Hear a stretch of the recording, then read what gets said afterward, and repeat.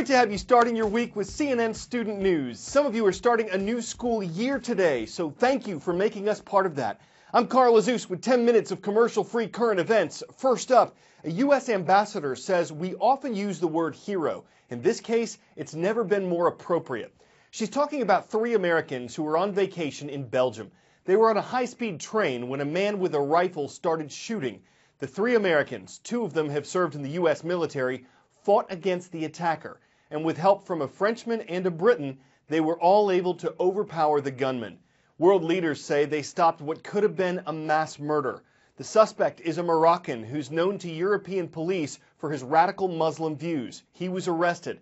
The attempted attack was the kind that has governments worldwide on guard.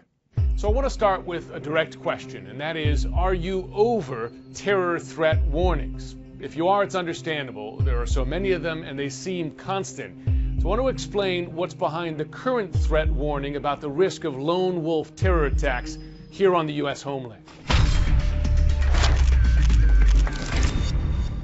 Now, the current threat warning is not what they call in intel circles credible and specific, in that they don't know of a particular target, a particular group, a particular time. But U.S. intel, U.S. law enforcement is genuinely concerned about an ISIS call to arms to supporters around the world. There is a difference of opinion among counter-terror officials I speak to as to how unique this threat is. Some say it's the worst they've seen since 9/11.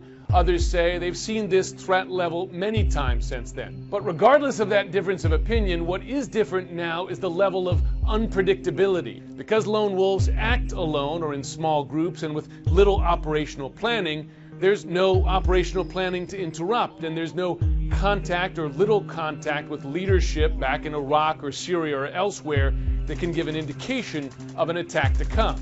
So there are fewer chances to get early warnings of terror attacks and fewer chances to stop them. The good news is that lone wolf attacks tend to be less complex and therefore less deadly. So let me leave you with one hopefully comforting thought. The actual risk to Americans of being hurt by a terror attack on U.S. soil is minuscule, but the power of terrorism is that even that small risk makes Americans feel unsafe. Time for the shout out. Which of these animals is associated with a stock market that's on the rise? If you think you know it, shout it out. Is it bull, eagle, pig, or bear? You've got 3 seconds. Go. When investors are buying, prices are rising, and the market's improving, it's said to be a bull market. That's your answer, and that's your shout out. But it sure didn't look like that last week. On Wall Street Friday, the Dow Jones Industrial Average, it's an average of 30 significant U.S. stocks, took a nosedive. It dropped nearly 531 points. The gains it had made so far this year wiped out. Analysts are now saying it's in correction. Stocks are sometimes said to be in correction after a 10% drop from their most recent high. It could be that their prices have been going up too fast and that this will correct or put them back down where they should be. Either way, a drop this deep is significant because the Dow is watched worldwide as one indicator of the health of the global economy. Well, there's no sugarcoating it. It was the worst week for stocks since 2011. Friday alone was the worst loss of the year, a 530-point drop on the Dow. This rout. The Dow is plunging, And it doesn't look one bit good. Fear grips the market around the world. It was a week of worse, and now it's official. The Dow is in a correction. That's a 10% decline from the recent record high, and that record, by the way, we just hit that a few months ago.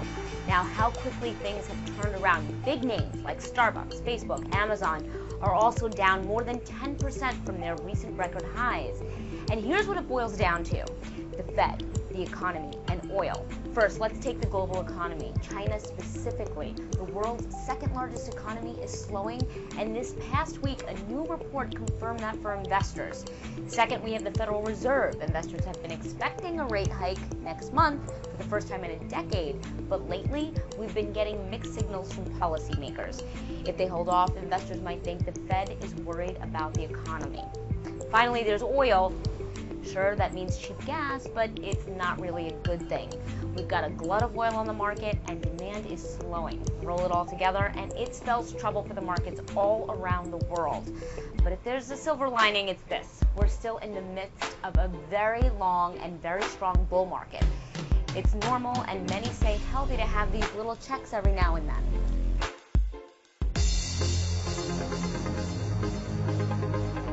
Carla Zeus here. Let's see who else is present as we present today's roll call. Hiram Georges watching CNN Student News. Hello to the Hornets. Great to see you at Hiram High School.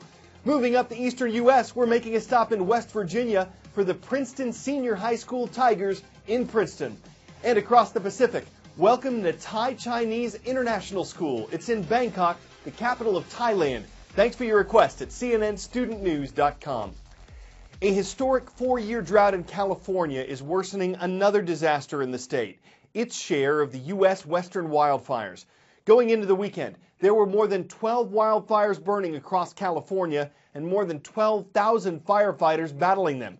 Even after they're brought under control, though, the effects of the drought will remain.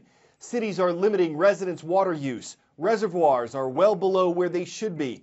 And though some people have found a water source in the ground beneath their feet, that ground is sinking. Parts of California are sinking, and the signs, they're everywhere. You just need to know where to look. This site is compacting while we're standing here. Since the 30s, early 30s, about 10 feet of subsidence has happened at this location. So we should be standing like at least my body height on top of me. Yes, yep, right. That's where we could have been in the 30s, yes. Standing up there. Yeah. Subsidence is the gradual sinking of an area of land. As a debilitating drought continues to grip the state, many have turned to underground water to fill in the gaps. Now some 60% of the state's water is being pumped out of the ground, and mainly for agricultural needs. Without that cushion of water, the ground is collapsing down into where that water once was. No one would build a cement foundation above the ground like this. This is happening because of subsidence. Infrastructure has to be replaced, and so that's one facet, and at least that's repairable. It's very expensive, but it is fixable. Believe it or not, I'm walking on a bridge right now, but through many years of subsidence, this bridge has collapsed down into the earth, so much so that the road is actually below the water level of this canal. Anything that crosses these areas, roads, railways, pipelines, all of those things can be affected if there's enough differential subsidence. You're only going to subside the parts where you're pulling the water out. We passed legislation in this state to start monitoring and trying to make our groundwater basins come into balance. One of the issues with that is it's going to take about 20 to 25 years before we have to put and implement those policies. Yeah, 20 to 25 years, but you're talking about the Central Valley losing a foot a year. Yes. So, where we're standing right now, I mean, we could be standing down there by the time that happens. Yes, it's a problem, and the different water agencies are going to have to work together to figure that out, and some of them are going to figure out, okay, maybe we need to do something about this sooner than 20 to 25 years from now.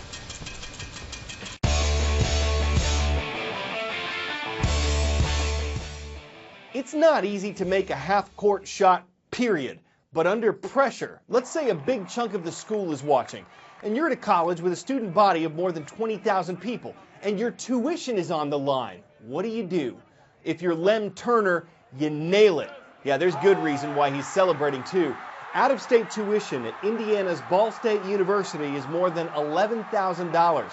But this semester, for Mr. Turner and his splendiferous shooting skills, tuition will be nothing.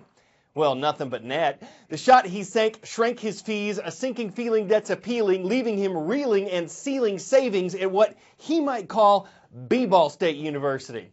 One more thing today. We are now on Instagram. So if you are already on Instagram, you can find us at CNN Student News. Just look for that blue check mark. Have a great day.